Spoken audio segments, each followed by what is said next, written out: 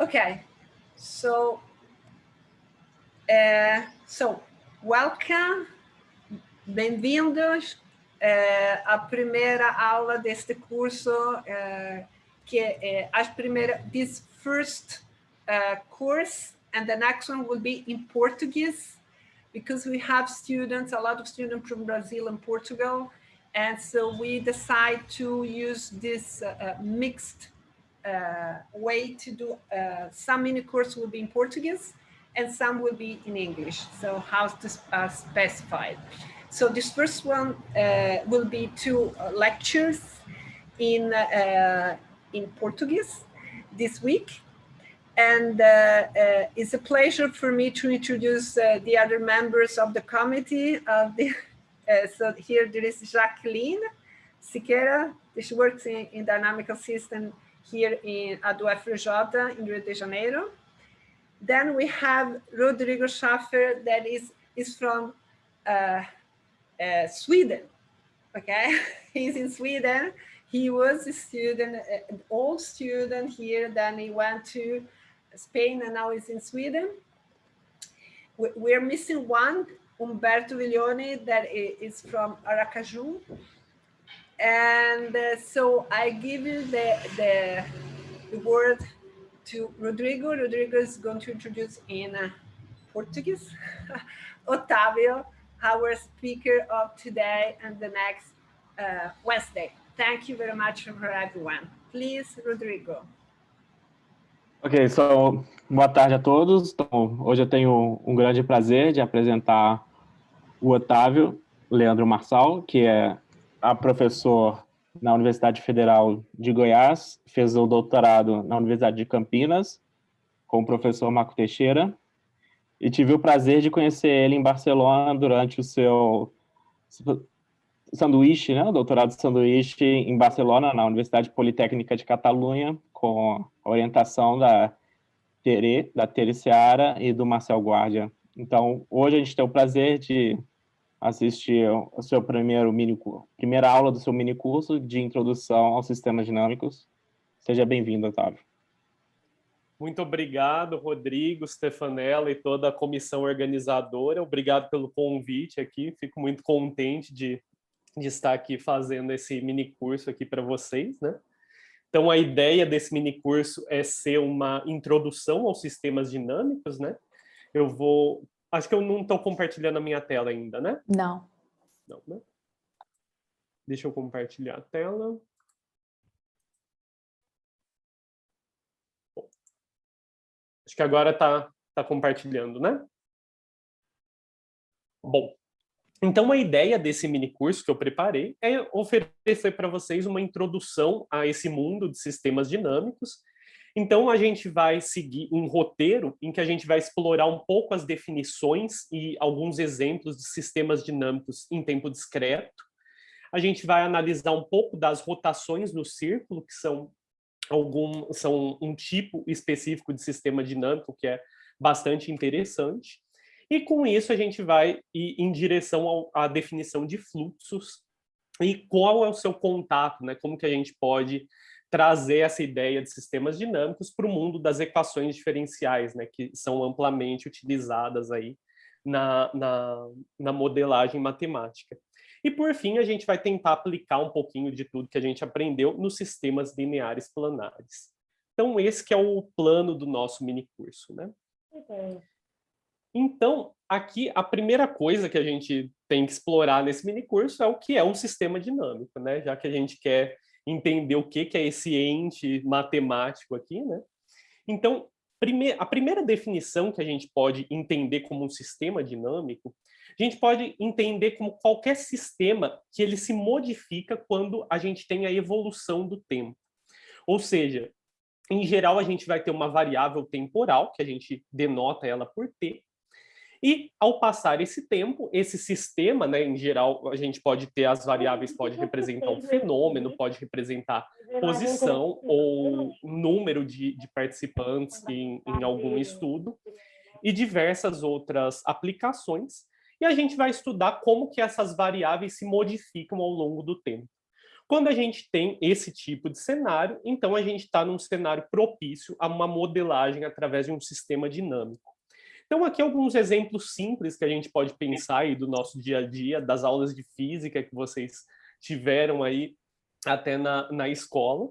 É, por exemplo, a posição de um carro, né? Se eu anotar a posição de um carro, né, que se modifica de acordo com o passar do tempo, né? A cada passagem de um segundo, por exemplo, você anota qual é a posição do carro, você vai ter um conjunto de dados que vai estar se modificando através do tempo.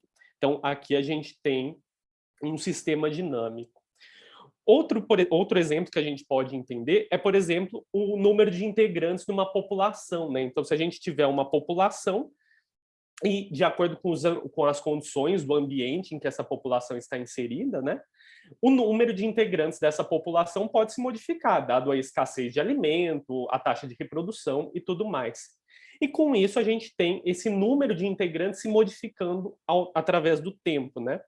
E dessa maneira a gente tem também um sistema dinâmico, né? A gente vê como uma variável está se modificando através do tempo. Bom, e aí, quando a gente fala de sistemas dinâmicos, né, acho que muitos de vocês já ouviram por aí sistema dinâmico discreto, sistema dinâmico contínuo, né? E a princípio não tem uma definição ali que a gente olha ali. Em geral, isso é falado para a gente sem muita formalização, né? Porém, uma das maneiras que a gente pode utilizar para formalizar esses dois tipos de sistemas dinâmicos é qual é o domínio do nosso tempo. Então, quando eu falo de sistema dinâmico discreto, o que eu estou querendo dizer? Eu estou querendo dizer que o domínio da minha variável temporal, né, o domínio dos tempos que eu estou analisando, ele é ou os números naturais, quando eu estou analisando só tempos positivos, né, tempos futuros, ou são tempos inteiros, né? Então, o que isso significa? Significa que eu vou analisar o comportamento desse sistema, né, o comportamento desse fenômeno, em intervalos de tempo. Então, a cada intervalo, eu vou analisar como que está a situação do meu sistema e com esse conjunto de dados, eu vou poder analisar qual que é a modificação desse sistema através do tempo, certo? Então, nesse caso, o que eu tenho? Eu tenho essa análise, né, sendo analisada somente através desses intervalos. Então, aqui é importante entender que a gente não vai estar levando em consideração o que acontece entre esses limites do intervalo. Então, se a gente está analisando, por exemplo, aqui eu coloquei uma partícula que percorre, por exemplo, 1 metro para a direita, numa linha reta ali, a cada minuto. Então, a cada minuto ela vai 1 metro ali para a sua direita. Nesse caso, o que a gente vai saber? Né? A gente vai saber como que essa partícula está se movendo, né? Dado a posição inicial que ela partiu, né? Através dessa propriedade, eu sei dizer, né, com o passar de 50 minutos, eu sei dizer onde que essa partícula vai estar. Então, eu estou analisando esses sistemas, essa posição dessa partícula, a cada 1 minuto. Mas, por exemplo, se passou 1 minuto e meio da posição inicial, eu não vou saber onde que essa partícula vai estar. Então, quando a gente tem esse conjunto discreto de dados, né, a gente sabe a posição em determinados momentos, mas a gente não sabe a informação do seu sistema de maneira contínua no tempo. Então, o adjetivo de ser discreto ou contínuo está relacionado com a propriedade das condições que nós conhecemos do nosso sistema com respeito ao tempo, né, se ele é discreto ou contínuo. E, por outro lado, né, quando a gente fala de sistemas contínuos, então, nesse caso, a gente já pensa o domínio dessa variável temporal como R. Então, nesse caso, eu vou saber o que está acontecendo com o meu sistema a cada instante de tempo. Então, não vai existir um intervalo, algum momento de passagem de tempo que eu não sei falar qual é a situação do meu sistema. Eu vou saber falar sempre a cada instante. E dessa maneira eu vou ter um conhecimento muito maior do meu fenômeno, né? Eu vou saber como ele se comporta, eu vou ter muito mais dados nesse caso, né? E nesse caso, né, a gente não tem somente os intervalos, né, como a gente tinha anteriormente. Então, no caso contínuo, né, a continuidade da passagem de tempo, né, que a gente vivencia, ela é respeitada, ao contrário do sistema discreto, certo?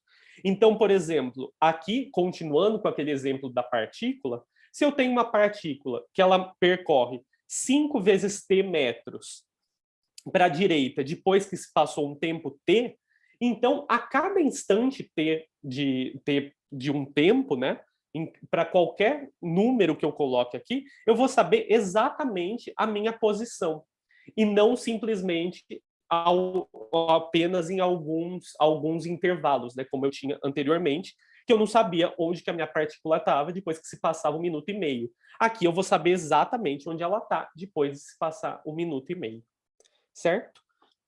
Então, nesse caso, né, o caso contínuo, a gente tem uma exatidão maior dos dados, né? A gente tem um controle maior da sua situação.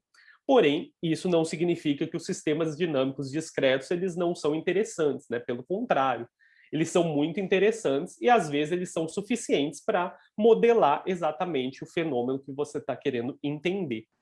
Então, dadas essas características, a gente vê que sistemas dinâmicos eles possuem aplicações em diversas áreas, porque basicamente tudo que a gente quer entender, né, se a gente quer entender um fenômeno da natureza, por exemplo, ou até mesmo uma situação econômica, você pode modelar isso, né? Você quer fazer o quê? Predições do que vai acontecer com determinada situação.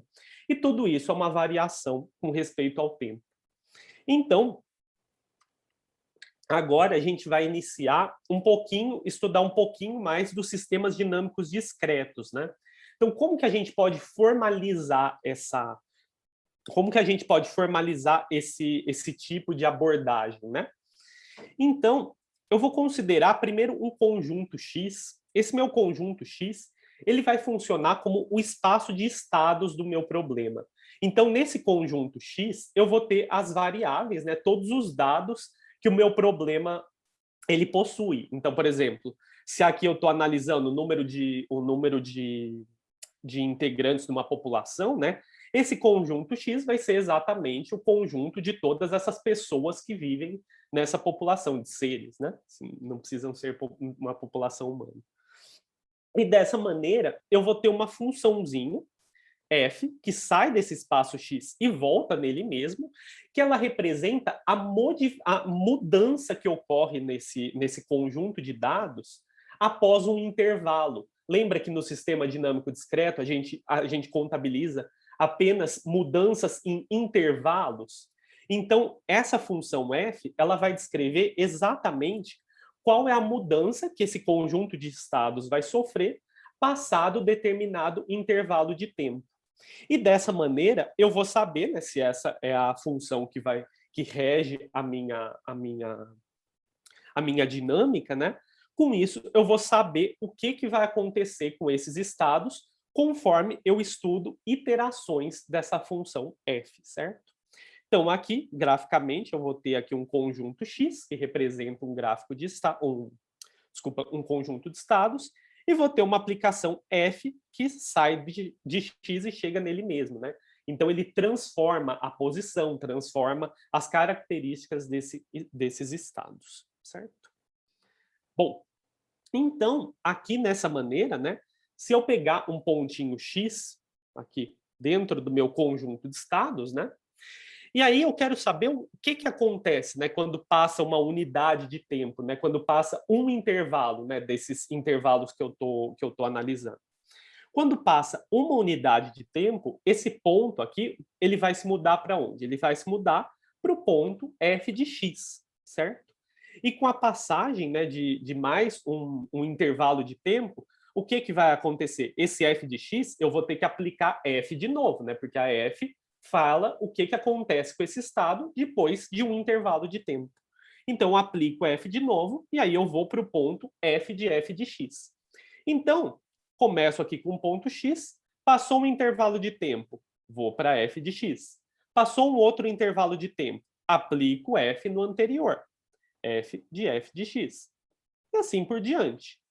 Então, dessa maneira, esses iterados, né, de x, desse ponto x, através dessa função f, ele representa o quê? Ele representa qual que é a história desse ponto, né?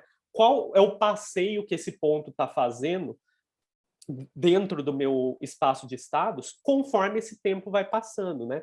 Então, dessa maneira, por exemplo, se eu considero esses iterados positivos, né?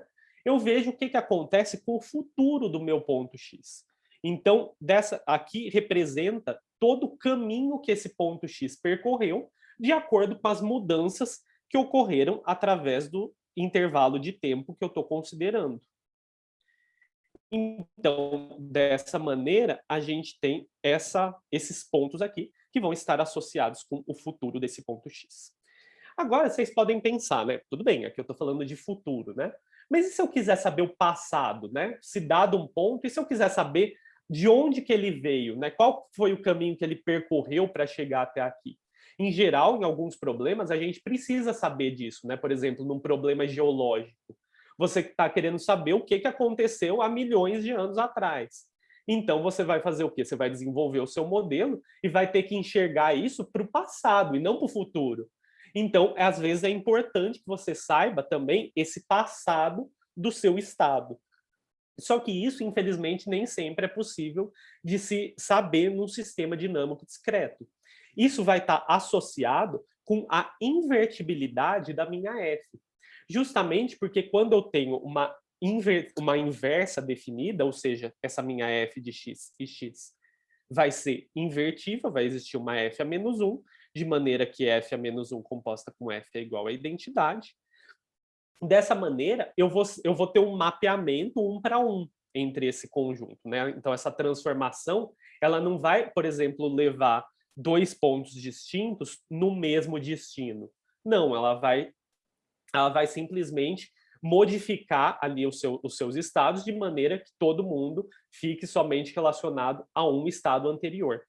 Isso permite com que a gente olhe para trás, né? A gente possa inverter o sentido de olhar para o destino dessa órbita, né? Então, dado um x pertencente a x, o que a f a menos 1 de x ela vai representar, né, quando a f é invertível? Ela representa o estado a situação desse meu estado x antes de se passar uma unidade de tempo. Então, esse meu f a menos 1 de x, ele vai estar lá no meu conjunto de x, e após a passagem desse intervalo de tempo, eu vou ter exatamente o meu ponto x. Então, eu sei o que aconteceu com esse ponto, né, um intervalo para trás.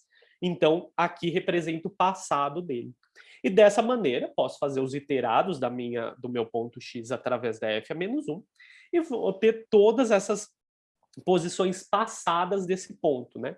Então, quando eu considero essas iterações, eu estou falando do passado do meu ponto, né? De onde ele veio. E dessa maneira, se a minha f é invertível, eu tenho toda a história da minha órbita. Tenho a projeção no futuro e tenho também o conhecimento de quais foram as mudanças que esse estado sofreu. Então, dessa maneira, a gente pode ter a ideia, né, de como que a gente analisa esse tipo de coisa. Então, esses conjuntos aqui, a gente já vai dar um nomezinho para eles vão ser muito importantes. E, basicamente, o que a gente quer saber, né, quando a gente tem um sistema dinâmico, a gente quer saber qual que é a passagem, né, qual que é o caminho que um ponto percorreu, né, através do tempo, tanto para o futuro quanto para o passado, quando é possível. E dessa maneira a gente estabelece uma notação, né, porque é um pouquinho pedante, né, a gente ficar escrevendo f de f de f de f de f de f de f de x. Então, a gente cria uma notação, né, para simplificar um pouco isso. Então, dado um n natural, eu defino f elevado a n de x. Então, aqui não é f de x vezes f de x vezes f de x. Não, isso daqui é a notação para composição. Então, vai ser o quê? A minha função f composta n vezes aplicada no ponto x.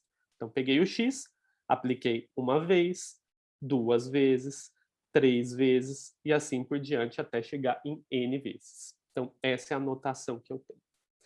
Para que eu tenha uma situação consistente, né, e que eu possa definir quando n é igual a zero, né, Então, f elevado a 0, eu vou denotar como a identidade, né? Então, não vai fazer nada nesse caso.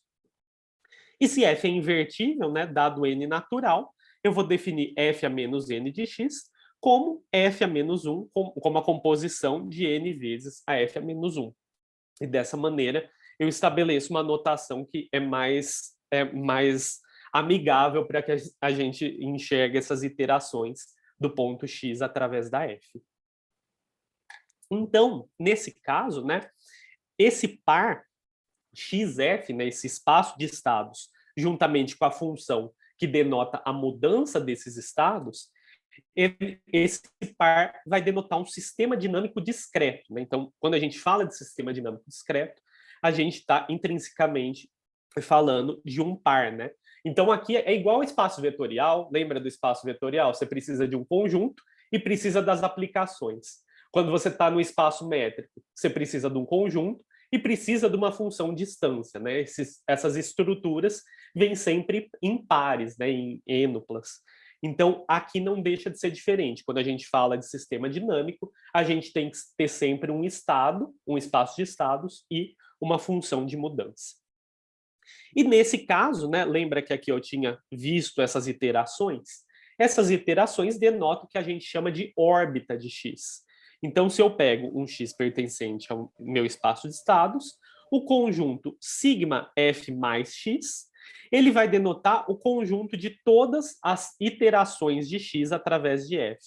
Então, vai denotar f a n de x para todo n pertencente aos naturais, união com o zero, porque eu quero que o meu x esteja lá. Então, esse conjunto aqui vai ser essa órbita positiva de x por f. Então, essa órbita positiva, ela representa o futuro do meu ponto x através da f. E se f é invertível, né, então eu consigo definir a órbita negativa de x por f através das iterações negativas de f. E nesse caso, quando eu tenho que ela é invertível, né, eu consigo, ou mesmo no caso dela não ser invertível, aí a gente não vai ter esse conceito, e esse conceito de órbita positiva, ele pode ser chamado de órbita comumente. Se ela for invertível, então a gente tem a distinção desses dois conjuntos, e aí a gente dá o nome de órbita quando eu pego todas as iterações, tanto o passado quanto o futuro. E dessa maneira, tenho esse conjunto que representa a história aqui do meu ponto x através das iterações de f. Então, tudo bem, temos agora esse invariante. E qual que é o nosso problema, né? O nosso problema geral é entender as propriedades dessas órbitas, né? Dado um ponto x, quando eu tenho essas mudanças, né? O que acontece com essa órbita? Eu consigo entender todos esses pontos, eles poderiam ser o mesmo, né? E eu ficar sempre parado num ponto. Ou esses pontos poderiam regressar em algum deles e eu ficar sempre preso num conjunto finito de pontos. Então, várias coisas podem ocorrer e, dependendo do que ocorre, eu vou ter determinada interpretação para o meu problema. Então, esse é o meu primeiro problema. E aí, aqui eu estou sendo extremamente geral e colocando x como qualquer conjunto. Mas, em geral, para que a gente consiga propriedades boas, né, e analisar bem esse tipo de sistema, a gente precisa de um pouco mais de regularidade dos nossos conjuntos. Então, se eu tiver, por exemplo, que x ele tem uma estrutura de espaço métrico, né? Então, por exemplo, aí aqui eu já ganho a noção de distância entre os pontos do meu conjunto x.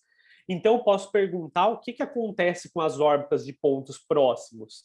Se eu tenho pontos próximos, no futuro elas também vão continuar próximas? Ou elas vão um para um lado e outro para o outro? Elas possuem o mesmo passado, o mesmo futuro? Como que ela vai estar colocada dentro desse espaço de fase, né? Como que ela está distribuída? Ela se emaranha muito nesse espaço de fase ou ela compreende só um conjunto finito? Então essas são as perguntas que surgem dessas definições, né? E com isso, né, claro que tem toda uma área de estudo, né, que estuda até mesmo esses sistemas dinâmicos que são menos favorecidos nas suas propriedades, Mas aqui, claro, como a gente está num curso introdutório, né, então vou apresentar para vocês algo que tenha regularidade, né, que são os difeomorfismos, né? Então, vamos assumir agora que esse meu espaço de estados, vamos assumir que ele é bem regular, né? Então, ele vai ser um conjunto que a gente conhece muito bem, né? Desde o nosso cálculo 1, que é o conjunto dos números reais. Ou até mesmo, em alguns casos, eu posso pensar que esse conjunto de de estados, né? Ele é o círculo S1, que aqui eu estou denotando aqui com notação complexa, né? Ele pode ser escrito como conjunto das exponenciais de θ, né? Com θ pertencente a 0 a 2π, onde esse i é a unidade imaginária. Certo? Então, dessa maneira, quando eu tenho esse espaço aqui, eu tenho uma estrutura de diferenciabilidade quando eu vejo funções de R em R ou funções de S1 em S1. Então, dessa maneira, eu posso definir o que é um difeomorfismo. Um difeomorfismo F em um desses espaços, né, que eu coloquei X, que vai ser R ou S1, ele vai se chamar difeomorfismo, desculpa, se essa minha função F ela é diferenciável, invertível, e além disso, F a menos 1 é diferenciável. Então, nesse caso, né, eu tenho propriedades boas, né, propriedades de diferenciabilidade, que vão me dar uma certa regularidade da minha F. E quando a gente está nesse mundo de difeomorfismo, a gente tem bastante resultado conhecido. Então, aqui eu coloquei um exemplinho para a gente começar a brincar um pouquinho com essas órbitas, né, com esse conceito de órbita, que é o conceito aqui, peguei uma funçãozinha de R em R, de f de x igual a meio de x mais 1. Uma funçãozinha linear, bem bobinha. Então, quem que vai ser a função inversa dessa minha f? A função inversa vai ser 2x menos 1, né? A hora que eu componho, né, f com f a menos 1, vai me dar a identidade. Portanto, essa é a minha inversa. Então, f é uma função que é invertível, f é uma função que é diferenciável, né? A gente sabe lá do nosso cálculo 1 que uma função linear é diferenciável, e f a menos 1 também é diferenciável, porque ela também é uma função linear, né? Então a gente se faz essa pergunta, né? Como que a gente pode entender as órbitas de f? E aí tem uma coisa bastante legal que a gente possa fazer aqui para tentar entender essas órbitas, que é plotar qual que é o gráfico dessa função. A gente pode utilizar o gráfico dessa função e construir um diagrama que permita a gente analisar essas órbitas.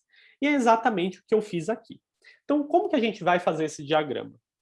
A gente coloca aqui variável x, variável y, certo? Então, aqui, ambos variáveis reais, e, portanto, aqui eu tenho o meu plano cartesiano, como a gente conhece desde sempre. Aí, o que eu fiz aqui? Nessa linha rosa aqui, eu tenho exatamente o gráfico da minha f, né? Lembra que a minha f de x era igual a meio de x mais 1, né? Então, quando x é igual a 0, ela vai passar aqui por esse ponto 1, e ela vai ter inclinação meio, né? Então, aqui o coeficiente angular vai ser meio, e eu vou ter essa retinha rosa aqui, bem bonitinha. E aí, o que eu vou traçar aqui? Eu vou traçar essa reta y igual a x, a reta identidade.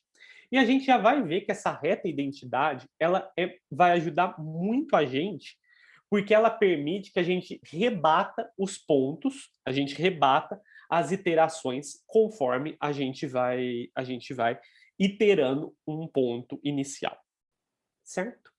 Então, a primeira coisa que a gente analisa, né, é que essa reta aqui, y igual a f de x, ela intersecta essa minha reta verde no ponto x0 igual a 2, certo? No ponto aqui, x, vou colocar x igual a 2, eu tenho essa interseção. O que significa? Significa que esse ponto, né, esse ponto x, f de x, ele está nas duas retas, né? O que significa? Significa que f de x f de 2 é exatamente igual a 2, certo? Se f de 2 é igual a 2, o que acontece a hora que eu aplico a minha f? A hora que eu aplico a minha f, aqui vai dar f de 2. Aqui, sei que f de 2 é igual a 2. E, portanto, f ao quadrado de 2 é igual a 2. E da mesma maneira, vocês podem provar que f a n de 2 é igual a 2 para todo n pertencente a z. A gente já vai dar um nome para esse tipo de ponto, né? Daqui a pouco a gente dá esse nome. Mas, por enquanto, a gente já conseguiu descrever a órbita desse ponto, né? Então, quando eu estou aqui, lembrando que o meu espaço de fases, meu espaço de estados, desculpa, é a reta real, né? Então, quando eu estou aqui no ponto 2, eu simplesmente fico nele. A minha órbita inteira ela é constante e fica dentro do meu 2. Então, o que isso quer dizer? Quer dizer que esse estado x igual a 2, ele não se modifica com o passar do tempo. Ele sempre vai continuar igual. Então, nesse caso, a gente tem uma constante, né, em função do tempo. Agora, imagina que eu pegue esse x0 aqui, que ele é menor do que 2. Então, ele está aqui. Então, agora, eu vou usar o gráfico. Como que eu vou fazer isso para identificar a órbita dele? Aqui, quando eu pego o x0 e aplico a minha f, quem que vai ser a primeira iteração, né? Primeira iteração vai ser, vou bater aqui na minha reta y igual a f de x, e vou para esse ponto f de x0, certo? Essa é a minha iteração, essa é a minha primeira iteração, né? Então, meu ponto x0, ele sai daqui e vem para cá.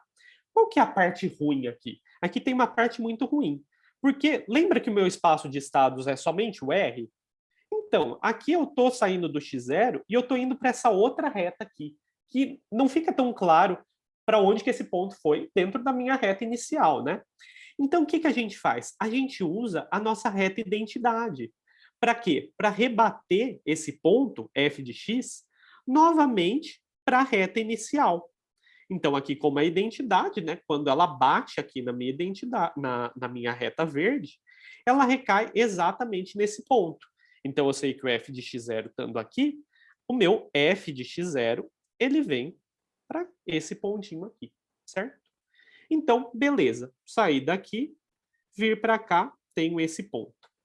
Agora, o que eu quero saber? Eu quero saber quem que é a f deste novo ponto aqui, desse f de x0. Ou seja, quero saber quem é a f quadrado de x0. Aí, o que eu faço?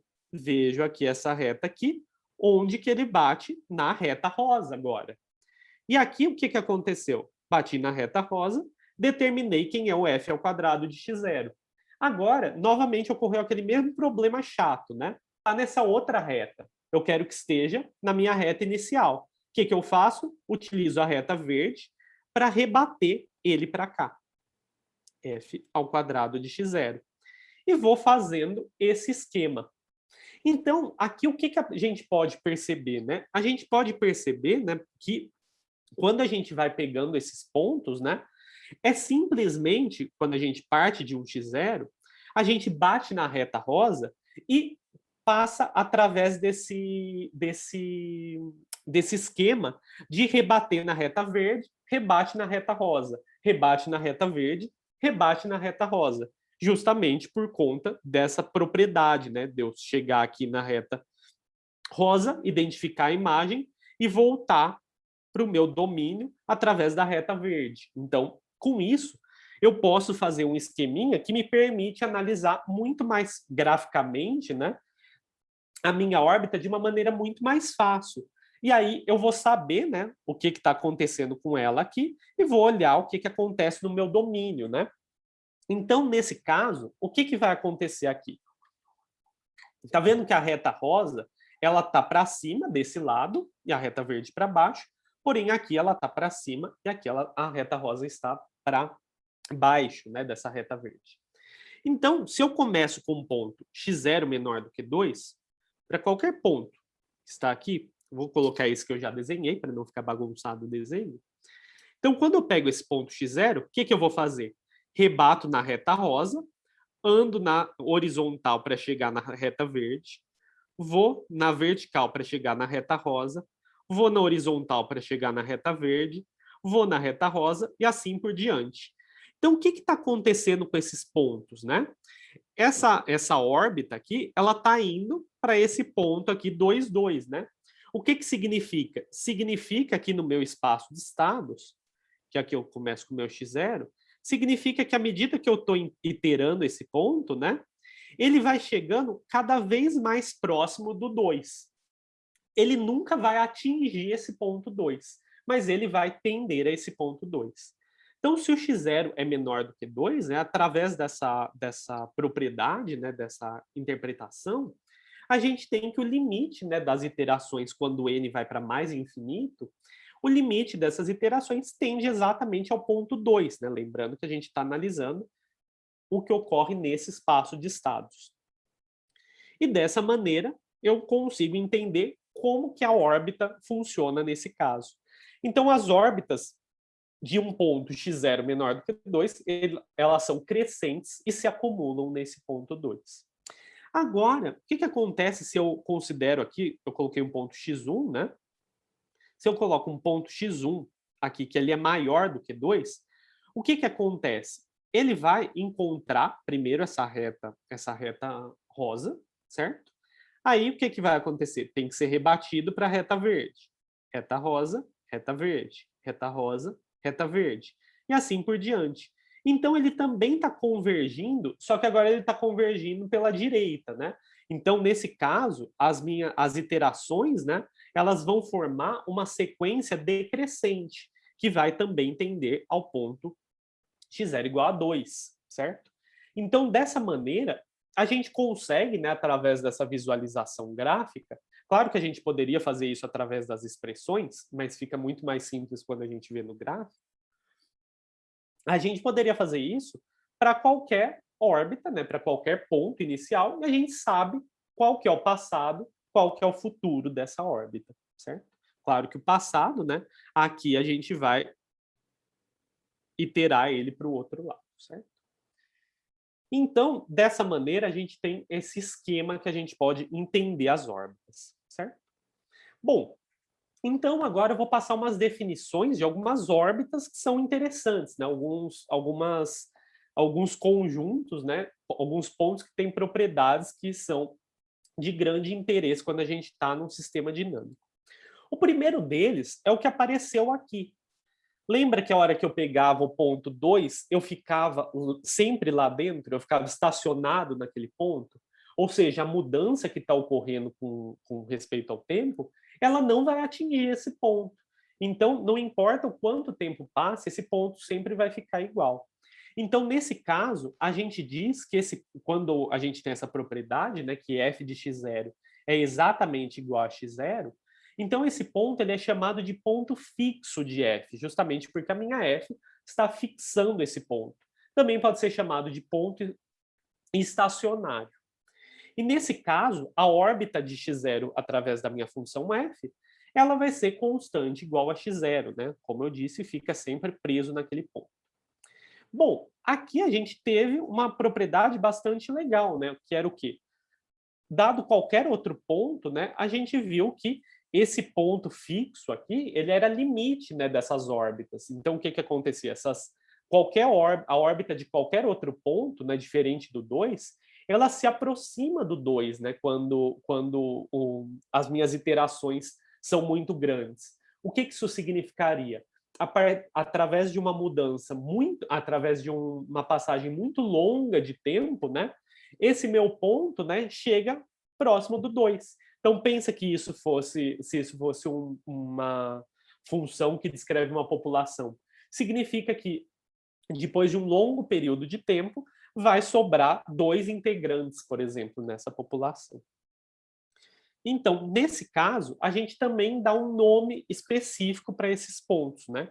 Para esses tipos de ponto fixo, né? Que ele tem essa característica de ter sequências de pontos convergindo para ele. Então, o primeiro caso, né, o que é um ponto fixo estável, né? Um ponto fixo ele é estável se a órbita perto desse ponto ela não vai muito longe. O que que significa isso?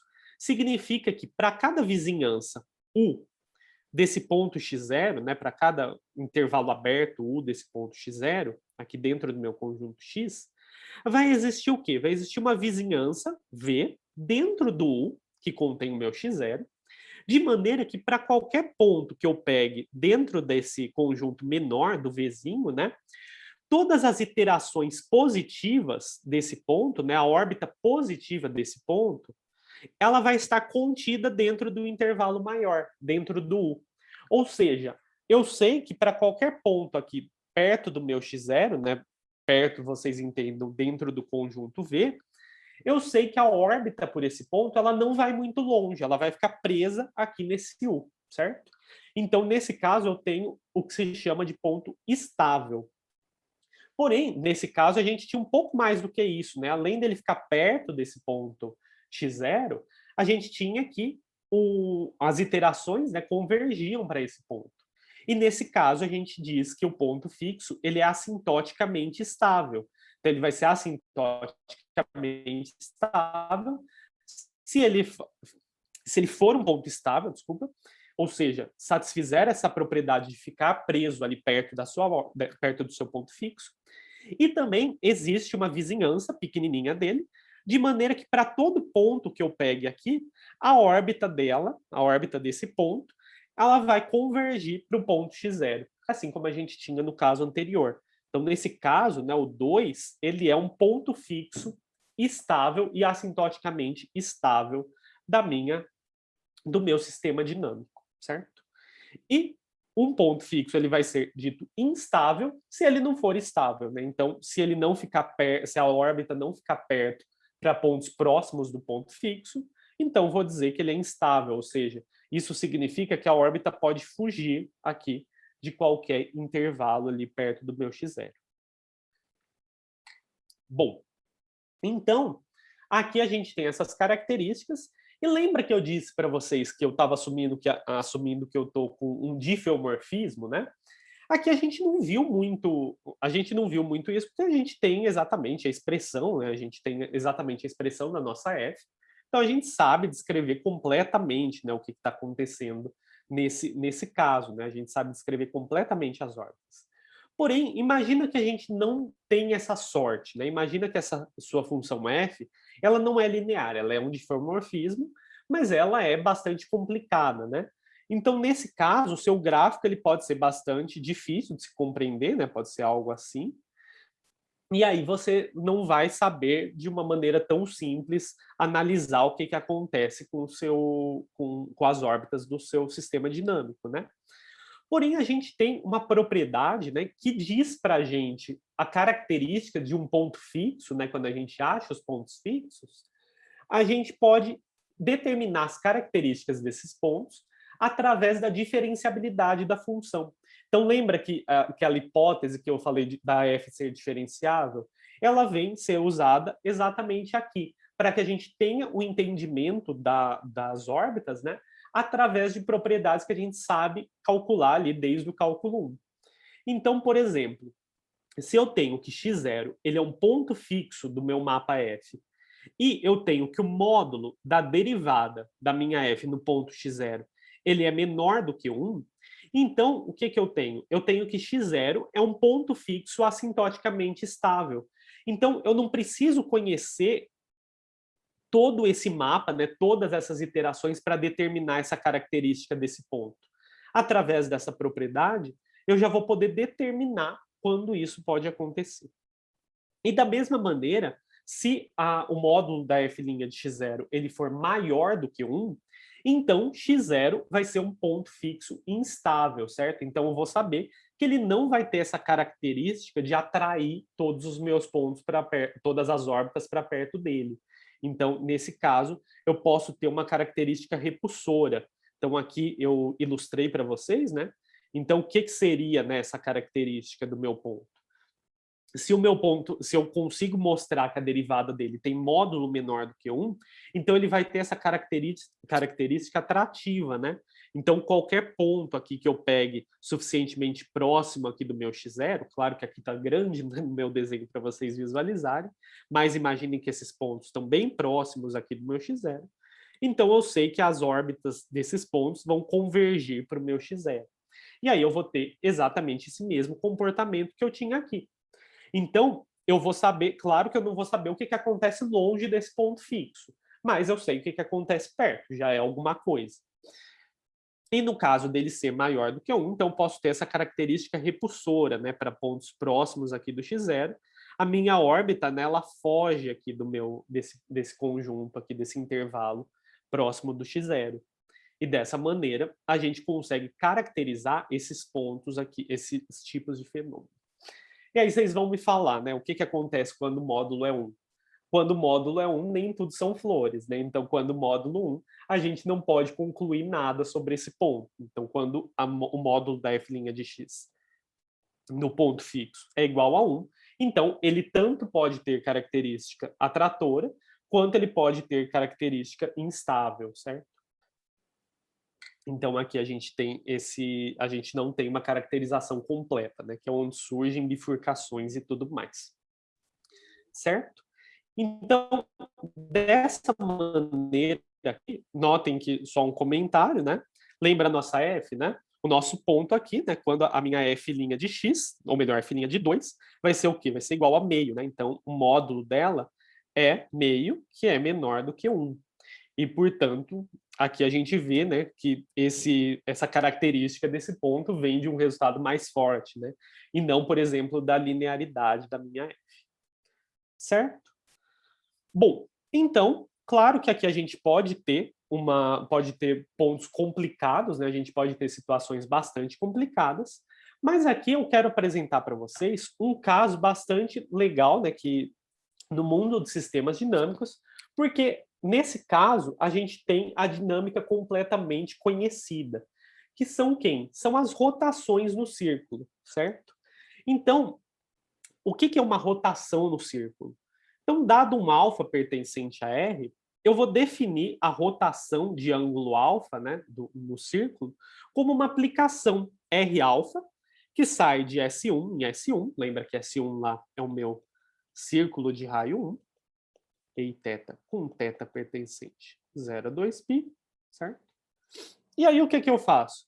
Eu pego o ponto E e θ e faço uma rotação. Lembra que aqui é esse θ aqui, ele dá exatamente o ângulo que o meu ponto faz, né, que a reta faz, com o eixo x, né? Então aqui, se eu estou fazendo uma rotação de ângulo alfa, então eu estou pegando esse ponto e andando ângulo alfa. Nesse caso aqui, estou andando para a esquerda no meu círculo. Então aqui R alfa leva E e θ em E de I, θ mais alfa. Então, ele adiciona esse ângulo. Então, graficamente, o que isso significa? Aqui eu tenho S1, aqui peguei um ponto do meu S1. Ele vai ser um E e θ0, né? Para algum θ0 pertencente a 0,2π, né? Então, esse ponto está aqui, esse é o E e θ0. O que significa esse θ0? Significa que esse ângulo aqui, né, com o eixo x, ele vai ser θ0. E o que acontece aqui quando eu faço o ângulo alfa? Eu estou fazendo aqui uma rotação aqui, estou colocando aqui mais esse ângulo alfa, fazendo módulo 2π, né? Então, como a gente tem aqui, ele pode dar uma volta, né, e voltar para esse carinha aqui, se esse alfa for muito grande, né? Por exemplo, alfa igual a 5π, né? Significa que eu vou dar algumas voltas aqui, né? Então, eu vou fazer módulo 2π justamente para saber qual que é o próximo aqui, sem contar todas essas voltas, né? Então, nesse caso, o E e θ0 mais alfa, né, que vai ser a rotação desse ângulo, vai ser exatamente somar, né, θ0 mais alfa, né? Então, agora, esse ângulo aqui é θ0 mais alfa. Então, nesse caso, né, eu vejo aqui o que a rotação faz? Ela pega os pontos do círculo, né, e modificam eles, né? Modificam eles através de colocar ele com um ângulo mais alfa módulo 2π, né? Então, nesse caso, né, a gente tem algo muito fácil da gente ver isso no nosso dia a dia, né? Por exemplo, se a gente colocar vários pontos ali dispostos num círculo, né? Pensa que aqui cada ponto tem uma bactéria nesse círculo. E eu sei que elas se movem através de uma rotação. Então, o que acontece com uma bactéria que está nesse círculo aqui, né? O que vai acontecer com ela depois quando eu faço essa rotação? Qual que é a dinâmica dela, né? Ela vai como que eu posso entender essa órbita? Existe uma maneira da gente entender isso? E existe, né? Que é exatamente quanto que eu estou rodando essa órbita, quando que eu estou rodando esse ponto. Então, dado θ0 pertencente a 0,2π, né, um ponto inicial aqui, o que eu gostaria de saber é como que é esse conjunto, né? Como que é a órbita por esse conjunto através de uma rotação de ângulo R∝. E nesse caso, vão existir apenas dois tipos de órbita. A primeira órbita é uma órbita bastante conhecida, né, que acho que muitos de vocês já devem ter ouvido falar por aí, que são as órbitas periódicas, né? Então, o que é uma órbita periódica? Se x0 é um ponto de x, aqui eu estou fazendo geral, mas aqui pensem no S1, que satisfaz que f a n de x0 é igual a x0, ou seja, após você ter iterado esse ponto n vezes, né? Então, ele passeou aqui n vezes, e ele voltou exatamente para o ponto inicial, de maneira que anteriormente ele não era x0, né, para que a gente exclua pontos fixos. Então, eu vou dizer que esse ponto aqui, esse ponto x0, ele é um ponto periódico de f, né? Então, eu sei que após um número finito de iterações, esse ponto vai voltar nele mesmo. E aí eu sei que a minha órbita, né, o meu conjunto de pontos que formam dessa órbita vai ser finito. E aí é bem mais simples a gente entender do que um conjunto infinito, né? Que a gente tem que analisar se esse conjunto tem limite ou não. Então, nesse caso, o número n, que é o mínimo de todos os números naturais, f a m, de maneira que f a m de x0 é igual a x0, e o anterior, f elevado a m a menos 1, de x0 é diferente de x0, quando eu pego esse mínimo, né, claro que vai existir 1, porque existe esse nzinho, quando eu pego esse mínimo, então eu tenho que esse nzão, ele vai ser o período, eu chamo de período do meu ponto x0. E nesse caso, quando eu tenho período definido, eu tenho que a minha órbita, né, ela vai ser quem? Ela vai ser o ponto x0, f de x0, até f a n a menos 1 de x0. Por quê? Na próxima, vai ser f a n de x0, que vai ser exatamente o ponto x0. Então, ele retorna para esse. A hora que eu aplico f de n mais 1, ele vai para esse ponto, e assim por diante. Então, eu vou ter esses pontos aqui, e eles vão ficar trocando entre si, certo? Vou ficar sempre, né, rotacionando nesse conjunto finito. E nesse caso, eu digo que essa órbita, né, quando eu tenho um ponto periódico, a órbita desse ponto é dito uma órbita periódica. E aqui, se eu tenho outra coisa que eu posso analisar, né, nesse caso, por exemplo, que o meu X, né, meu S1, ele é um conjunto compacto, né? Eu posso analisar como que esses pontos estão distribuídos, né? Porque como é um conjunto compacto, né, se eu coloco um conjunto infinito dentro de um conjunto compacto, então a gente pode pensar se o conjunto não é finito, né? Se ele é infinito de fato, então ele pode se acumular em algum ponto, né? Ele pode ter várias propriedades. E uma das coisas que é bastante interessante que a gente possa ter é um conjunto denso, né? O que seria uma órbita densa? Se eu tenho que d de xy denota a distância entre dois pontos do espaço x, né? Então, claro que aqui, né? Quando eu pego dois pontos no círculo, eu medindo esse comprimento desse arco, né? Do menor comprimento de arco, eu determino qual é a distância entre esses dois pontos. Então, no círculo, eu tenho essa noção de distância. Então, eu vou dizer que a minha órbita, pelo ponto x0, ela é densa dentro do meu conjunto x, se a seguinte propriedade é satisfeita. Dado, então aqui estou no meu S1, dado qualquer x dentro do meu S1, e um epsilon positivo. Então, epsilon positivo, e aí eu defino esse arquinho aqui, x menos epsilon, x mais epsilon. Certo? Se eu defino esse pedacinho de arco, né, ele é bem pequenininho, né, se eu pegar o epsilon bem pequeno.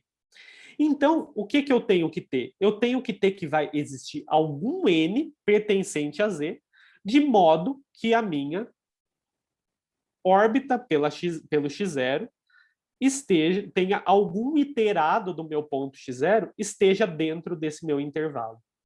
Isso significa que a minha órbita ela vai passar muito próximo de qualquer ponto do meu conjunto x. de qualquer ponto da minha esfera. Então, o que acontece? Isso não significa, cuidado para não confundir aqui, isso não significa que a minha órbita ela vai ser o S1 inteiro. Não é, né? Porque aqui eu tenho um conjunto que não é enumerável e aqui é um conjunto enumerável, né? Então, claro que isso nunca pode ocorrer. O que eu vou ter? Eu vou ter que, quando eu faço o fecho dessa órbita, aí sim eu tenho S1. Então, qualquer ponto do meu S1 eu consigo escrever como uma sequência, como limite de uma sequência de pontos da minha órbita. O que significa que a minha órbita ela passa perto, muito perto de qualquer ponto que eu queira do meu círculo. Então, é como se ela preenchesse quase todo o meu S1. Vocês podem pensar, né, nessa órbita densa como os racionais dentro do conjunto dos números reais, né? Então, nesse caso, a minha órbita ela vai fazer o papel dos racionais. A gente sabe que o que é diferente do E, mas a gente sabe que ele está bem aglutinado ali no nosso conjunto dos números reais. A minha órbita vai ter a mesma propriedade. Então, quando eu tenho essa rotação no círculo, eu vou ter apenas esses dois tipos de órbita. E como que eu defino, né? Como que eu defino qual é esse tipo, né? Porque elas são absurdamente diferentes, né? Uma passa por quase todos os pontos de S1 e outra passa por apenas um conjunto finito de pontos de S1. Então, elas são bastante distintas, né?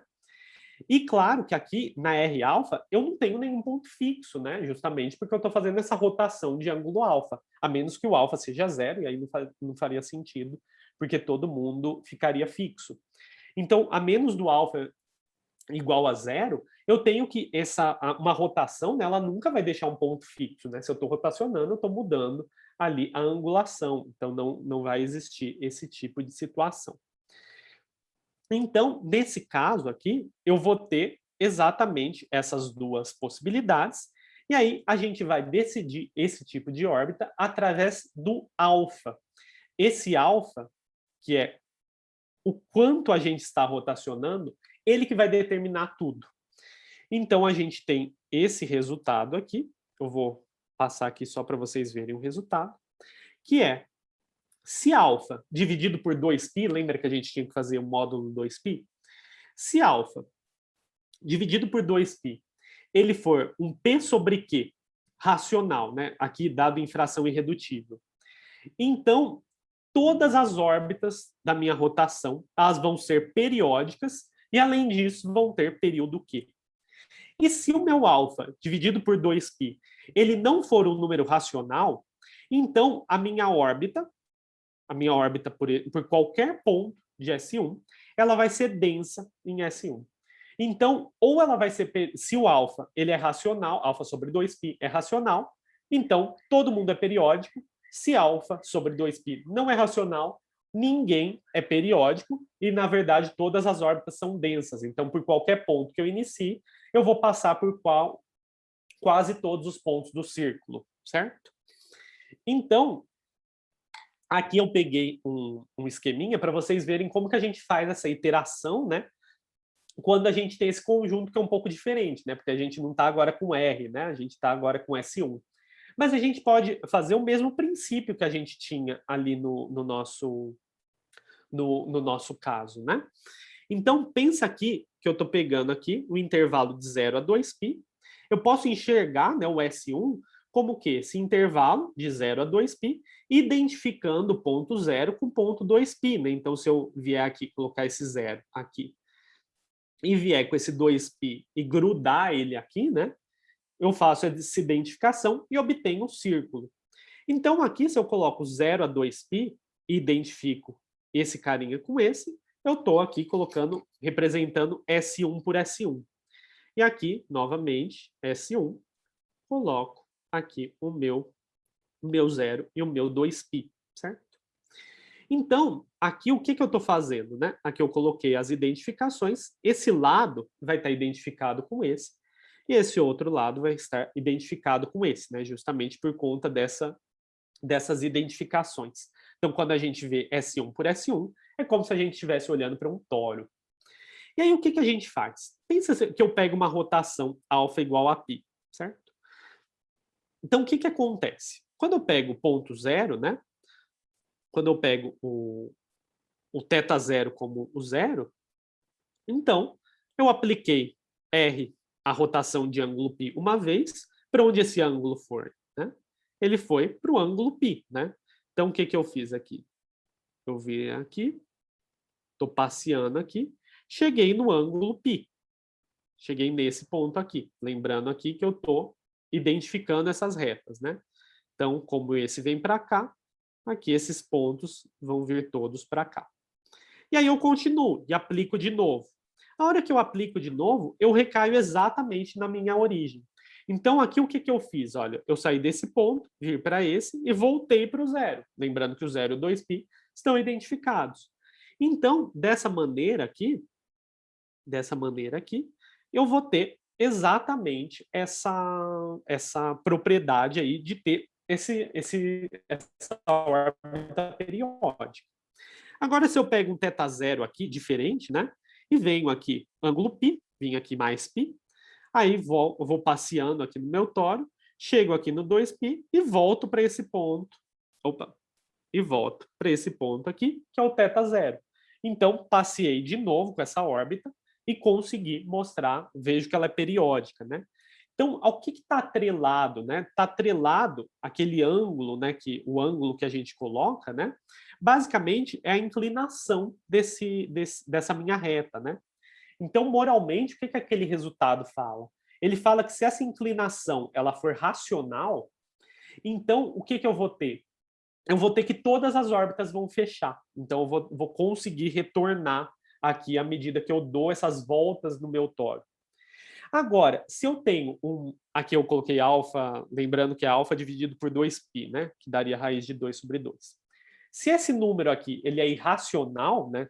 Nesse caso aqui, o que significa? Significa que a hora que eu vou fazendo essa brincadeira, né? De ver onde que o meu ponto está indo através das rotações, esse carinha nunca vai fechar, ele nunca vai voltar nele mesmo.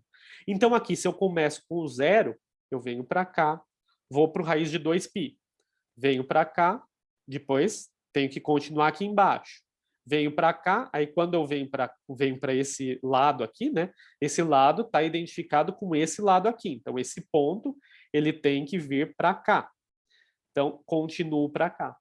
Agora, olha, eu não tenho mais aquela propriedade anterior que eu chegava no zero de novo e fechava.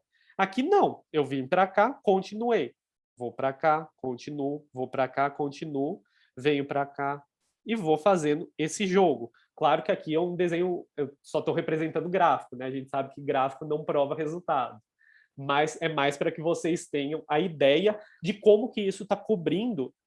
Se eu tenho um ângulo irracional, então significaria que eu estou cobrindo basicamente todo esse toro por retas. Então essa reta aqui ela vai se enrolar no toro e vai cobrir quase todo ele. E isso vai fazer a órbita densa. Então, aqui eu vou dar para vocês a explicação, que é bastante intuitiva, do primeiro caso. O segundo caso, eu deixei nas referências do minicurso. Se vocês tiverem interesse ali em esmiuçar um pouco a prova, lá tem a demonstração. Mas esse caso é um pouquinho mais delicado. Mas quando eu tenho o caso em que alfa sobre 2π ele é racional, é bem simples da gente ver que essas órbitas são periódicas. Por quê?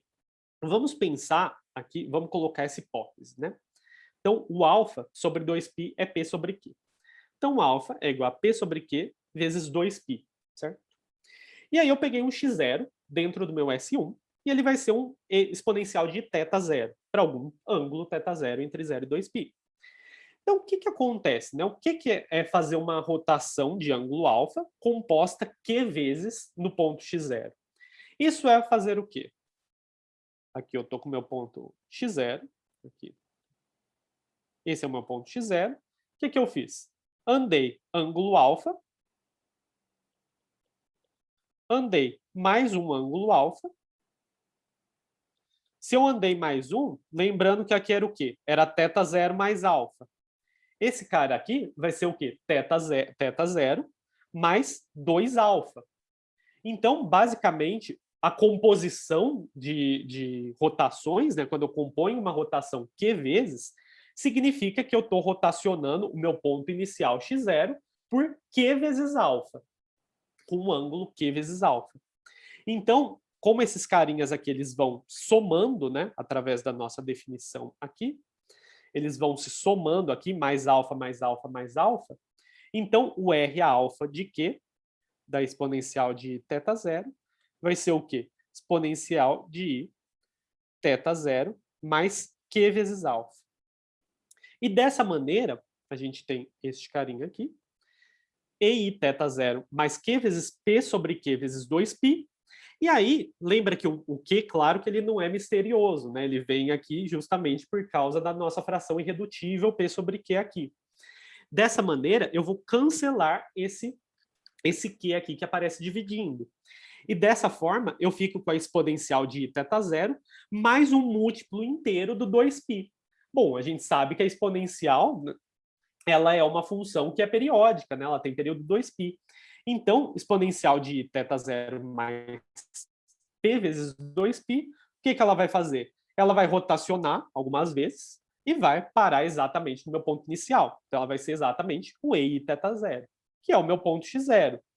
Então, com isso, eu provo que o meu ponto x0 ele é Q periódico, né? Ele tem período Q.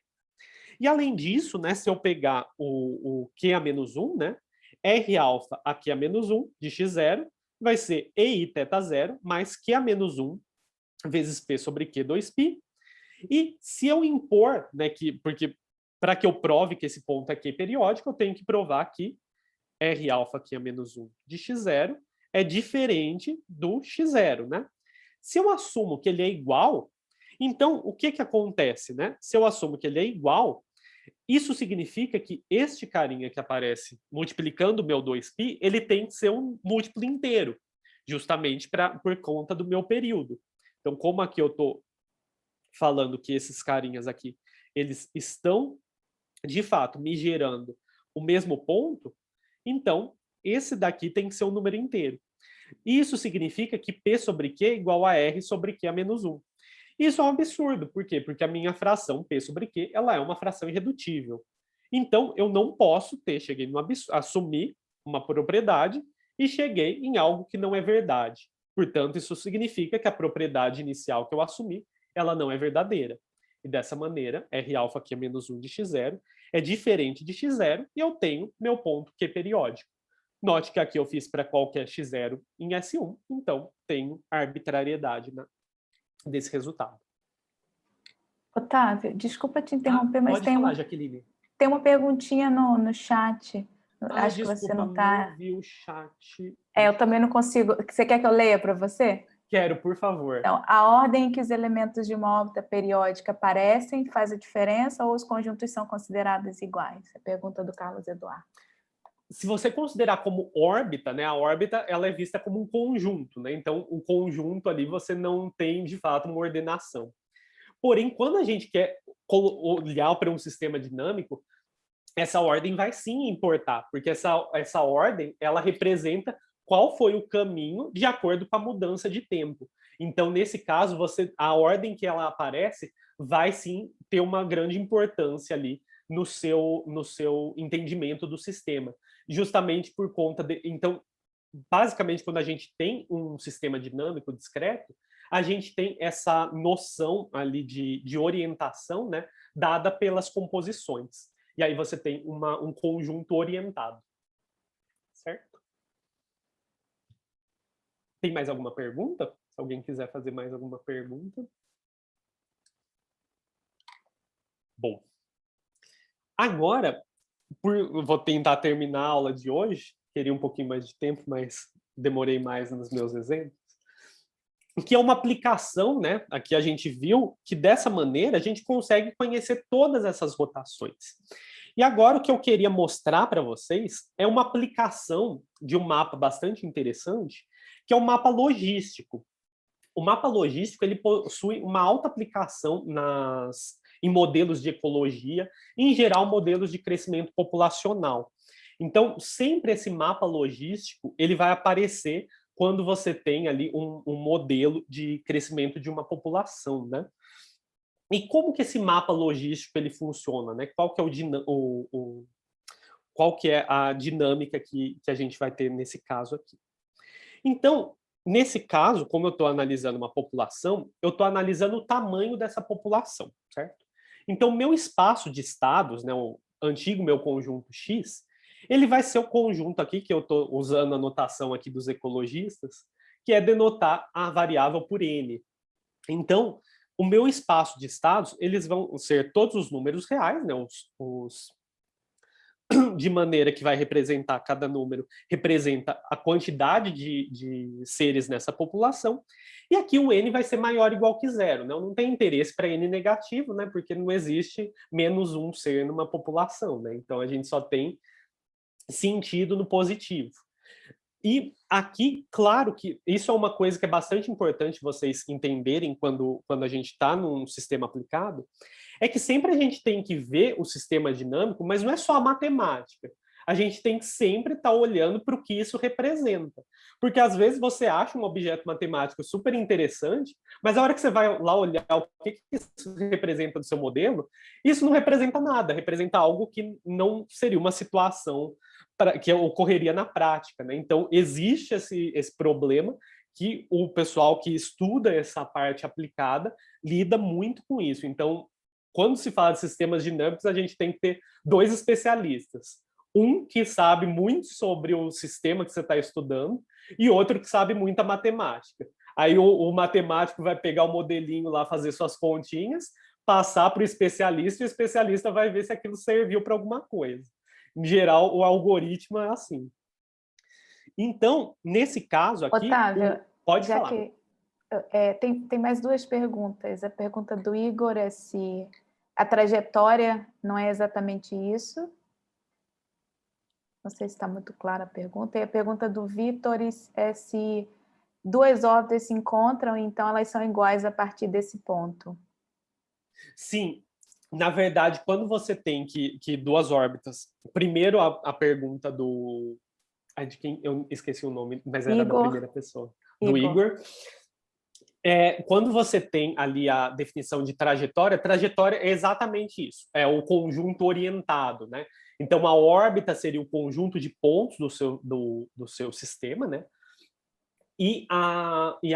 Quando você considera essa orientação, você tem o sentido de trajetória. E aí sim você pode usar essa nomenclatura assim, certo? Em geral, a gente fala órbita.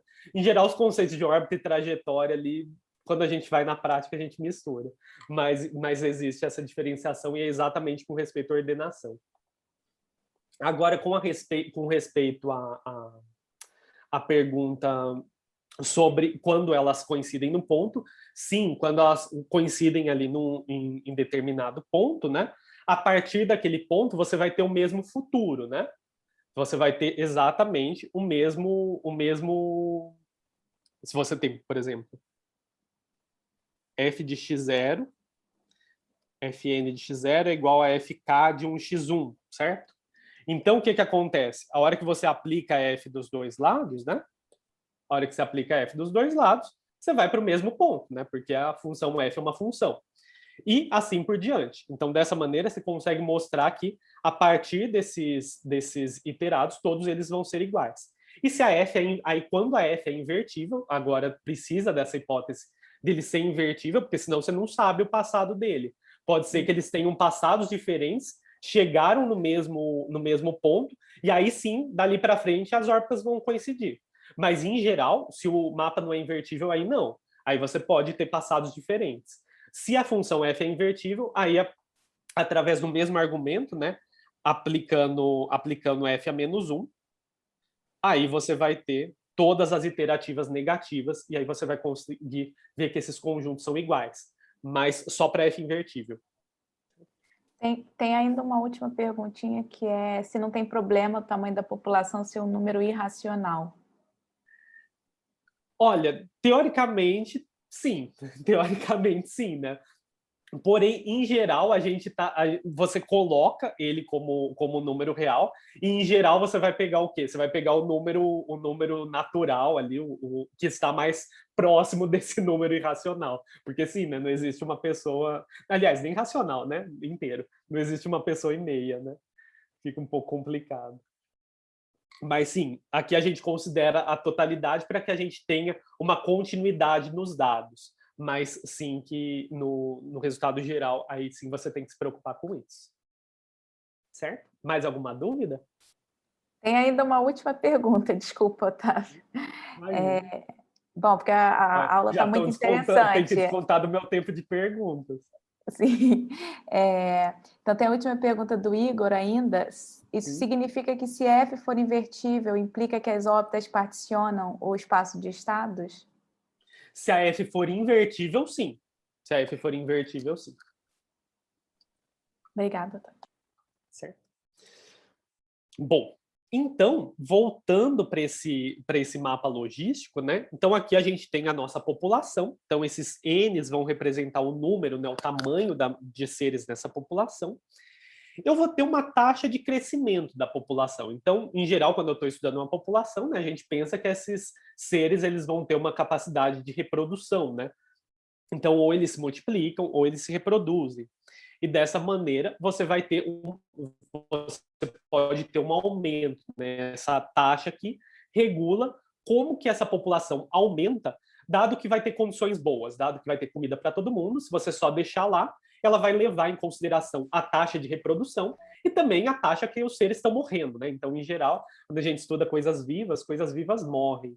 Então, a gente tem que ver o quanto que, em geral, esse ser vai demorar para morrer, né? Qual que é a expectativa média dele.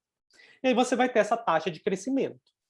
E você tem também uma constante K aqui, que é chamada de capacidade de carga. Em geral, você sempre vai encontrar esses termos aí associados a método populacional.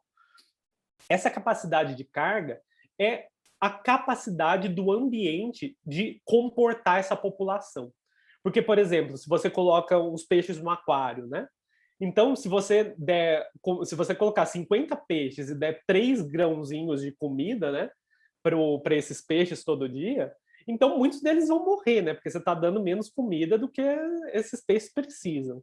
Então, a capacidade de carga, ela representa o número de indivíduos que, com as condições naturais do seu ambiente, né, com todos os predadores, a comida, a disponibilidade de comida, né, tudo isso vai determinar a quantidade de número que esse espaço comporta.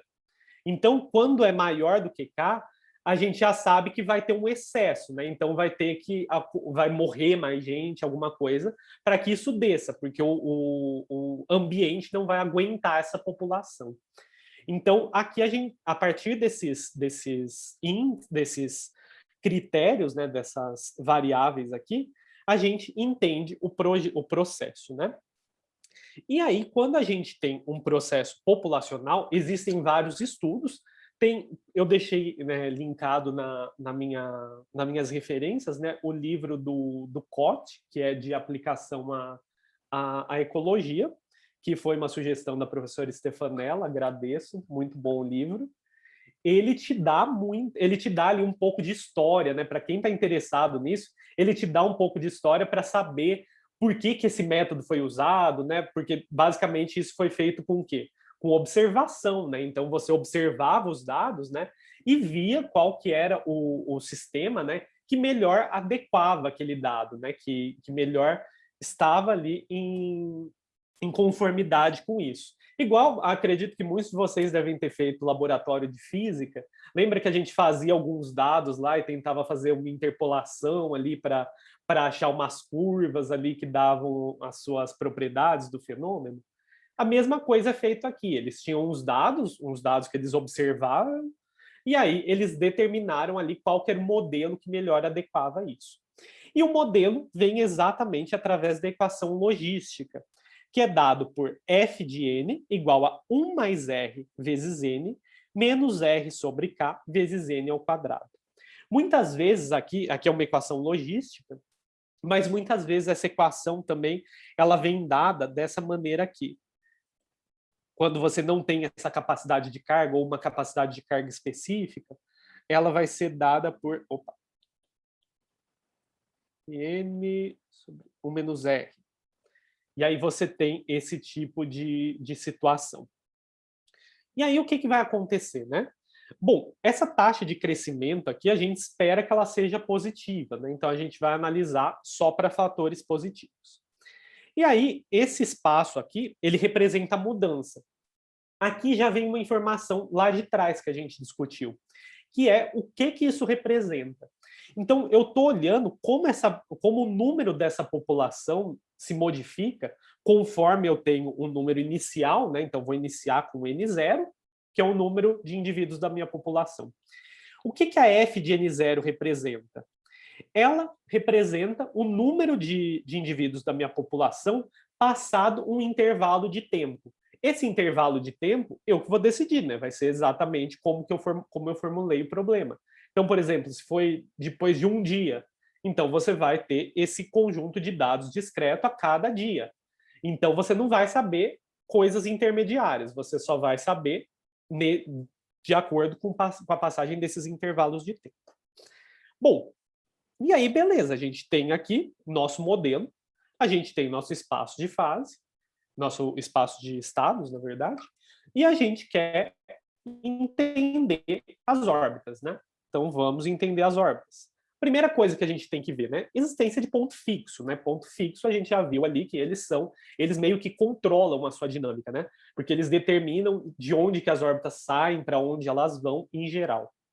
Então, sempre que você pega um sistema dinâmico, primeira coisa é achar os pontos fixos, porque aí vão ser as órbitas mais simples do seu sistema, que são as que ficam paradinhas.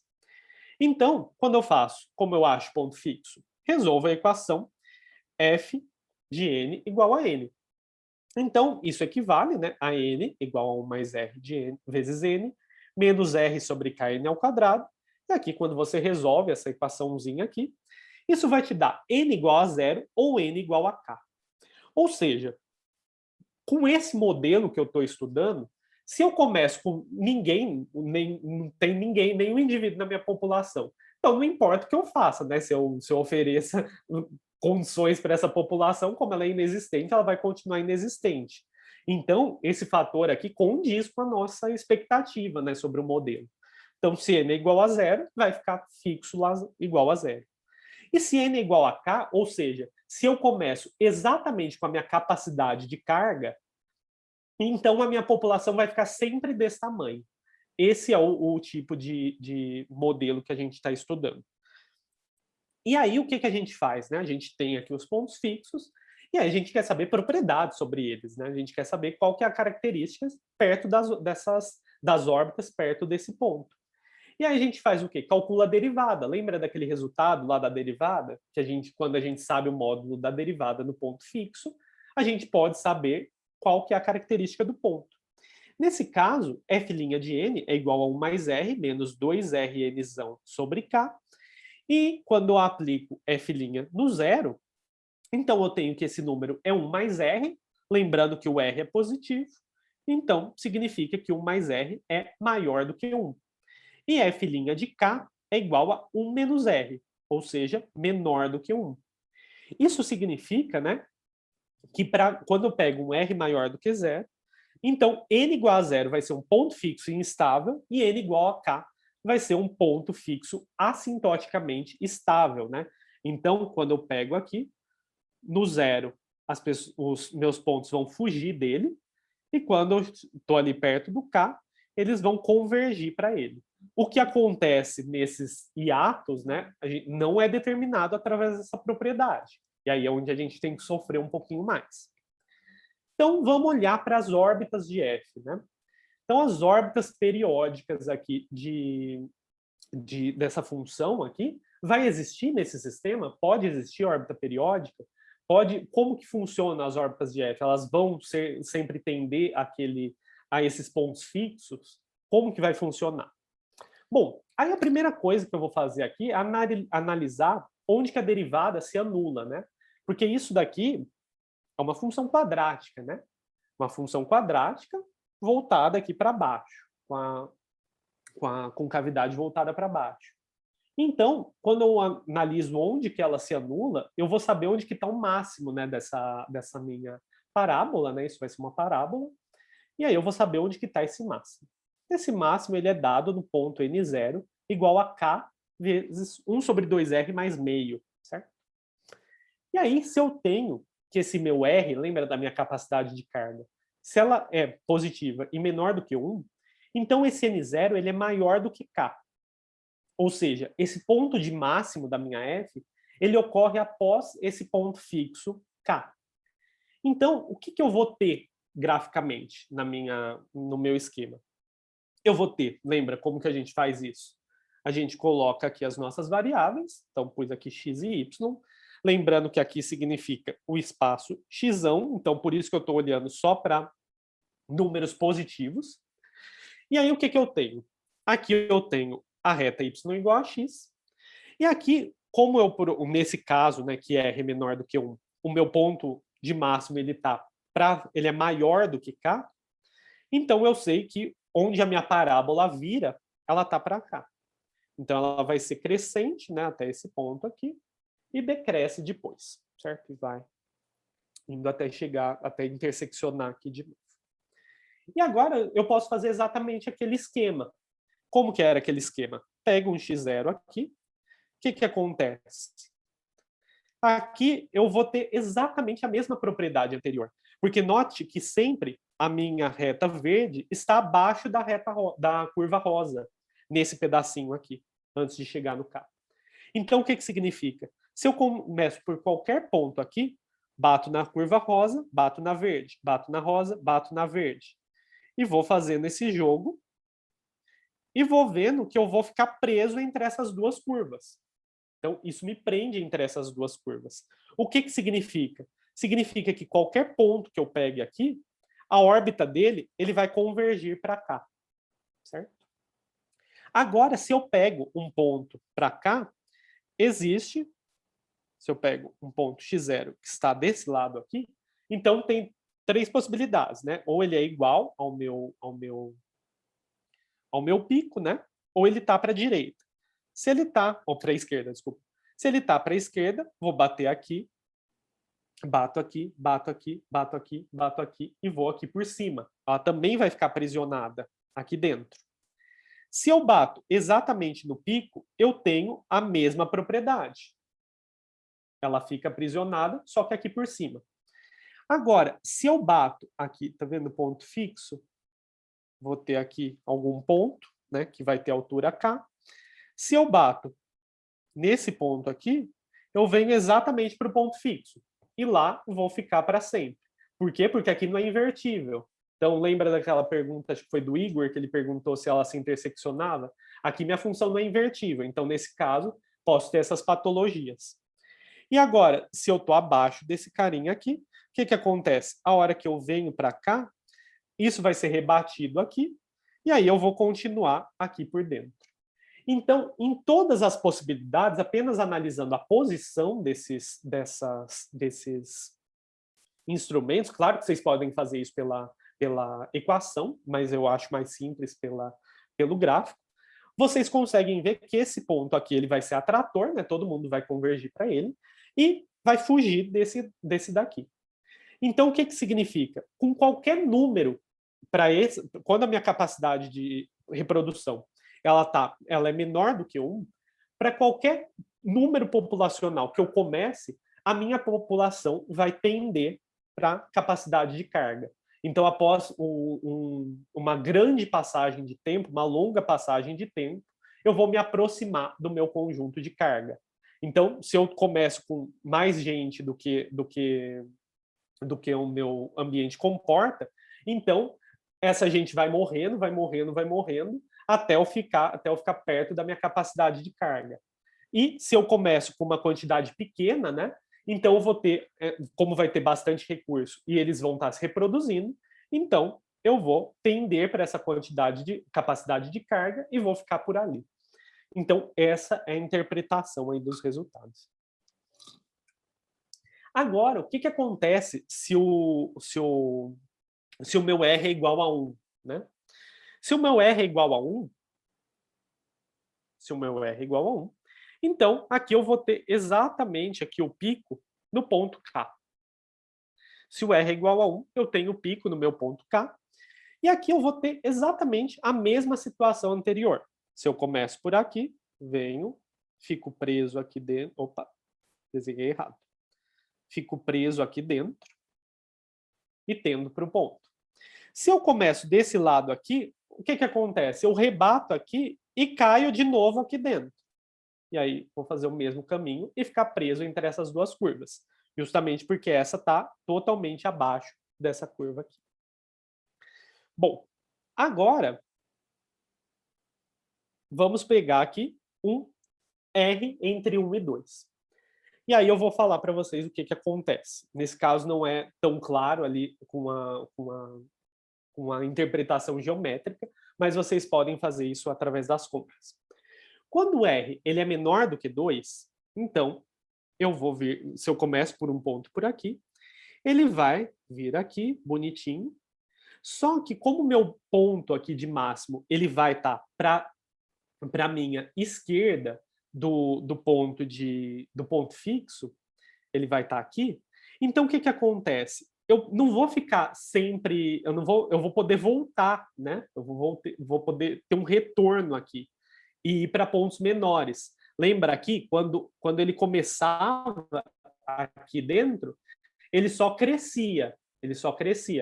Aqui, como eu tenho esse retorno aqui, então o ponto da minha órbita, ele pode diminuir. Então, por exemplo, se ele bateu aqui, olha, ele vem para cá e ele diminui aqui. Só que, novamente, eu vou ter o mesmo processo. Só que agora, o mesmo tipo de convergência. Só que agora eu vou ter essa convergência que ocorre aqui por fora também, né? Não vou ter uma coisa tão bonitinha quanto ocorria antes. Mas nesse caso, eu também vou ter que esse ponto aqui é atrator e tudo mais. Bom, e aí, beleza. Então a gente olha para isso e pensa, não, para todo R vai funcionar assim, né? E a minha vida vai estar feliz. Mas não é assim que ocorre na realidade. Quando eu começo a aumentar esse R, começam a ocorrer bifurcações, que é o quê? É a mudança das características das minhas órbitas. Notem que até aqui, até o R menor do que 2, todas as órbitas, né, toda a órbita que eu começava, ela tinha as mesmas características, né? Ela começava ali num ponto e tendia para o meu ponto x0, para o meu ponto K, desculpa. E ela fugia aqui do meu zero, né? Era assim que a minha órbita funcionava. Então, eu sabia, todas as órbitas aqui para R menor do que 2, elas têm a mesma estrutura. Só que quando eu chego na R igual a 2, ocorre um problema. Por quê? Porque eu tenho a formação de ciclos, ou melhor, órbitas periódicas na notação que a gente estava vendo. Então, quando R é igual a 2, eu posso ter esse tipo de situação. Comecei aqui, vir aqui para verde, bati na rosa e voltei exatamente no mesmo ponto. Isso daqui faz gerar esse ciclo, né? Então, nesse caso aqui, olha, apliquei uma vez, né? Então aqui foi o F, apliquei o F, apliquei o F de novo, voltei no meu ponto inicial. Então, f ao quadrado desse ponto, né, vamos chamar ele de x0, é igual a x0. Ou seja, eu tenho um 2 ciclo. E aí, isso é totalmente diferente do que ocorreu antes, porque antes eu não tinha a formação desses ciclos, e agora eu tenho. E, de maneira geral, a gente pode provar que existe uma sequência Rn crescente, de maneira que essa sequência ela vai estar presa entre 2 e 3, e para cada elemento aqui dessa sequência, né, eu vou poder provar que esse sistema aqui admite órbitas periódicas com período 2 a n. Ou seja, eu vou ter que, para cada n, né, eu consigo mostrar que a hora que eu vou aumentando esse R, né, vai surgindo um monte de órbita periódica com períodos distintos. E isso faz com que eu tenha uma desorganização muito grande das minhas órbitas, porque passa a surgir muitos tipos de órbita. Então, quando eu estou perto do 3, isso é uma situação que a gente classifica como caótica, justamente porque a gente não vai conseguir catalogar de uma maneira fácil, né, todos os comportamentos das órbitas. E aqui a pergunta que vocês devem estar fazendo, aqui eu coloquei um exemplinho aqui de uma órbita com período 4. Porém, a pergunta que vocês devem estar fazendo, né, é como que a gente acha, né? Da onde que surge, né? Por que surge essas órbitas de período 2n só para R maior do que 2, né? E isso é exatamente, aí a gente tem que ver um pouquinho mais das contas, né? Então, quando eu faço n iterações da minha f, né?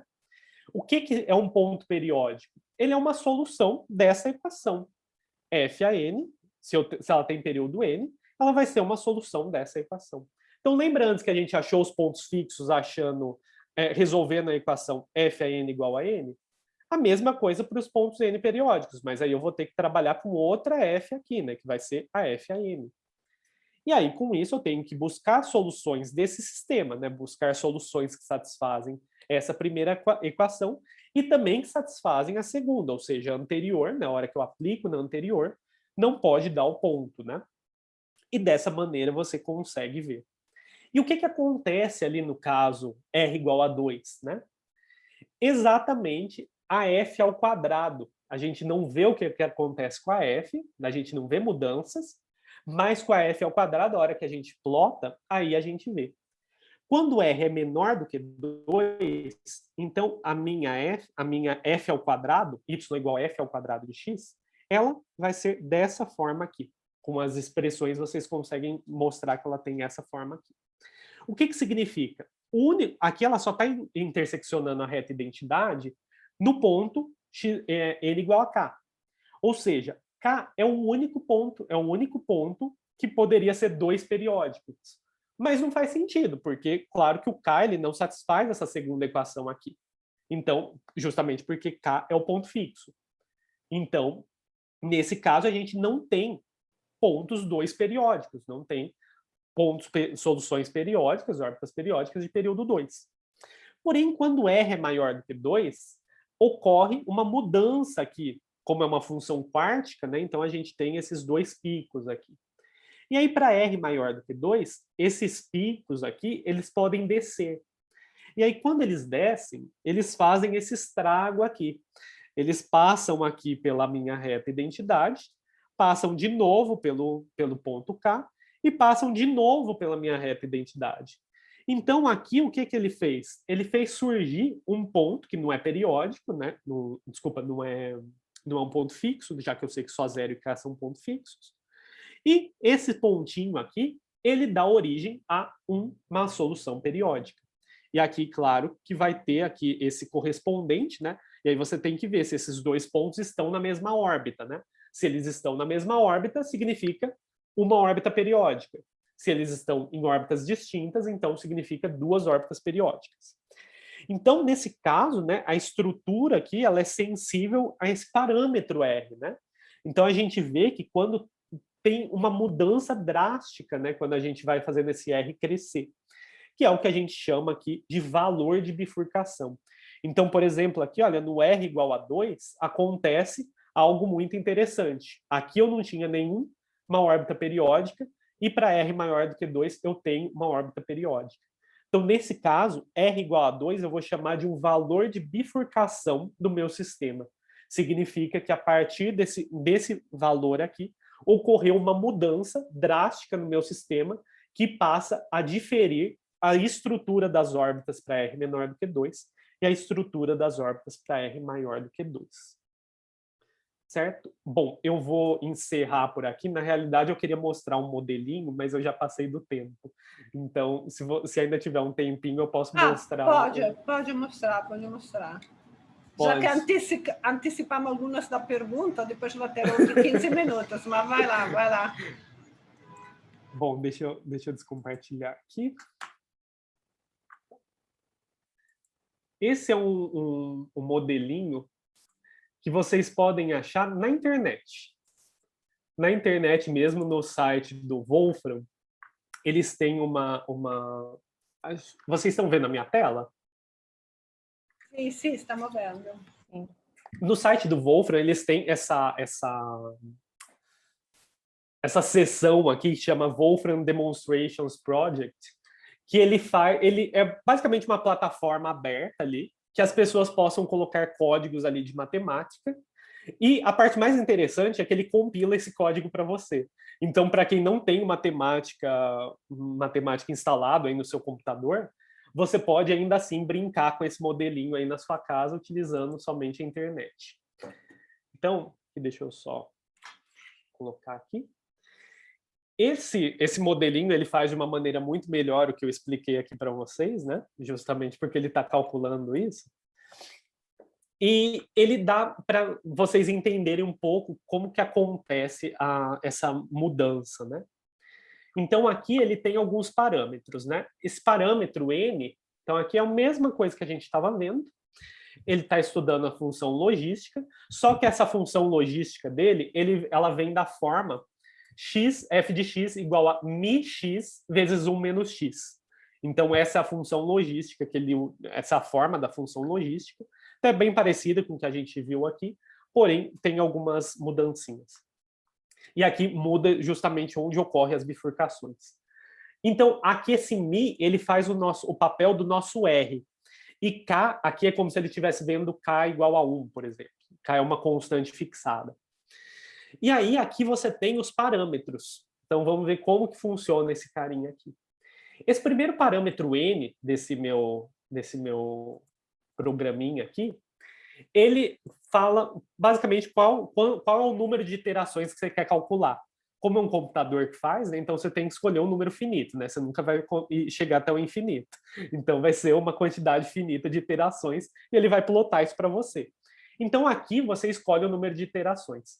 Quanto maior esse número de iterações você escolher, mais ele vai sofrer para calcular.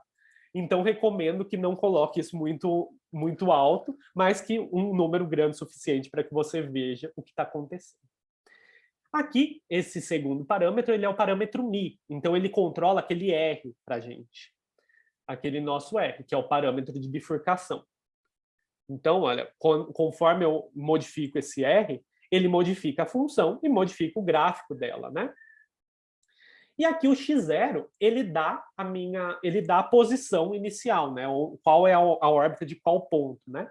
Aqui tá vendo que nesse caso, né, como é a função r vezes x, rx vezes 1 menos x, aqui a gente sabe que a parábola ela intersecciona as raízes dela na origem no 1.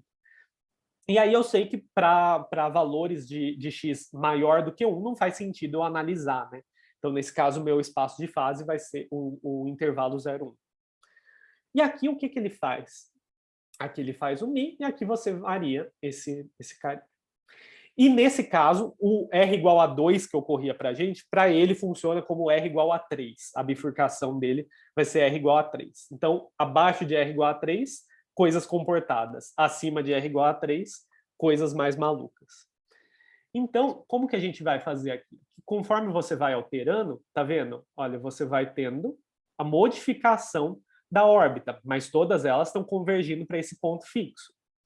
Então, olha, modifiquei para cá. Aqui, tá vendo? Convergiu direto. Nem sempre significa que convergiu direto. Às vezes é só porque falta você colocar uma lupa para ver aquela movimentação. Então, lembrando que, gente, isso é computacional. Então, não é acurado, não é analítico. Então, muitas vezes o desenho pode enganar a gente, principalmente na presença de bifurcações. E aqui, tudo ocorreu na mais perfeita paz, como a gente gostaria. Agora, vamos colocar aqui para R igual a 3,42. Aqui, está vendo que a sua órbita ela está se acumulando nesse quadrado aqui? Isso é exatamente um ciclo que gerou. E aqui você vê que agora você tem que as suas órbitas elas se acumulam em outros pontos, elas vão se acumular ao redor de outros conjuntos, e não somente aquele ponto fixo. Então aqui a gente tem uma mudança drástica na interpretação, porque antes, lembra, eu só podia chegar próximo da minha quantidade de carga. Agora não, agora eu posso chegar, dependendo do valor que eu inicio, eu posso chegar próximo de outro valor, que não é a capacidade de carga, pode ser que seja menos. Então, isso é bastante importante ali na dinâmica geral, né? Não é simplesmente um objeto matemático. É um objeto que tem, sim, significado na interpretação. E aqui vocês conseguem ver, deixa eu só... Aqui, parece que está bonitinho. E tem esse parâmetro K aqui, que eu omiti de vocês, que é exatamente a iteração. Está vendo esse desenho com os dois morros aqui? Como é que ele está plotando, né? Quando eu coloco R igual a 2, apareceu aquele morrinho. E aí o que acontece? Tá vendo? Vocês conseguem enxergar o meu mouse? Sim, sim, sim. Consegue? Aqui, olha, nesse ponto aqui, tá vendo? Nesse ponto aqui e nesse ponto aqui é onde ocorre a interseção, que é exatamente a formação do nosso ciclo. Agora, se você colocar um Mi que seja menor do que 3, olha como que apareceu a sua segunda iteração. Ela não forma aqueles morrinhos. Ai, não era isso que eu queria fazer. Deixa eu chegar mais perto. Ó, tá vendo? Aqui ela vai formando os morrinhos, mas aqui ela ainda passa só por um. Ela não passa simplesmente por 2. E aí, conforme você vai aumentando, né? Aí você vai vendo, olha, ainda não passa. Então, até aqui não tem ciclo periódico. A hora que você vai, olha, no 3,17, você já vê que aí sim ela intersectou. Agora, se você diminui aqui só um pouquinho, 3,04, você vê que esse ciclo aqui ainda está presente. Notem que a presença desse ciclo ele não inutiliza o comportamento local do ponto fixo que a gente já tinha determinado, né? Só que ele dá mais informações, né? mais órbitas diferentes que vão alterar de maneira global o seu sistema. Então, dessa maneira, vocês podem fazer isso. E aqui, quando vocês olhem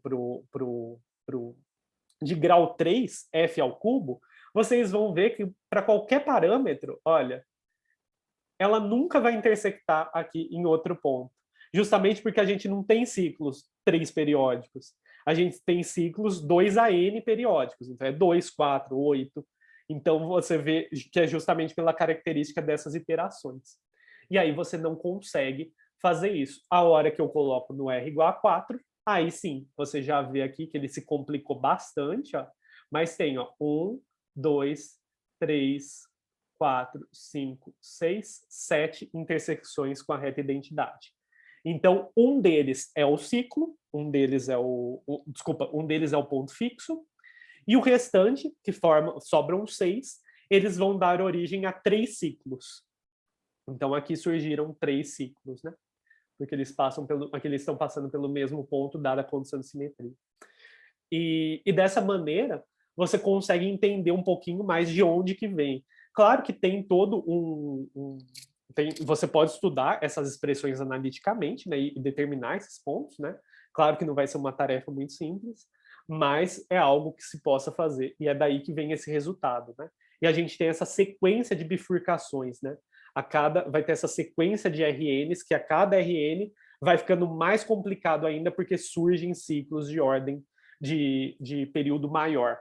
E aí isso vai dando uma característica de caos para a sua dinâmica. Aqui, para quem tiver curiosidade aqui com mexer sobre isso, né, e quiser alterar esse modelo, aqui você consegue fazer tanto o download aqui para ser um programinha que vocês utilizem, quanto achar o código, né? E aí, a partir desse código, vocês podem modificar e fazer alterações ali para determinado modelo. Então, é bastante legalzinho esse apetrecho aí. Queria deixar para vocês. Eu vou pôr aqui.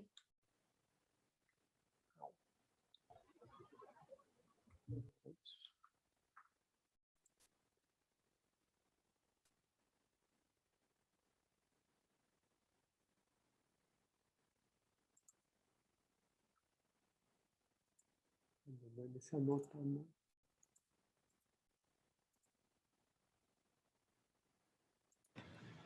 Ele não está mostrando bate-papo para mim? Ah, é chata. Sim, mas acho que dá para ser visível. Então acho que a pessoa pode copiar. Ah, certo. É demonstrations.wolfram.com/trajectories of the logistic map. Sim, sim. A gente dá para ver. Muito legal. Bom, então vou finalizar por aqui e aí na próxima aula a gente explora um pouco mais do mundo dos sistemas contínuos. Excelente. Aqui vários comentários. Muito bom, Otávio. Agora, lá, os meninos, Sidney, lá, os animadores das perguntas. Agora, você pode perguntar. Em geral, para as próximas aulas, eu peço que você pode escrever as perguntas no chat, mas melhor seria responder no final, porque a gente está gravando. Então, a gente agora vai parar a gravação. Deixa eu ver se eu consigo aprender como separar a gravação aqui. E, de maneira que abrimos para perguntas mais espontâneas. Espera que o problema... Se eu vou parar, como eu vou parar a gravação? Stop record.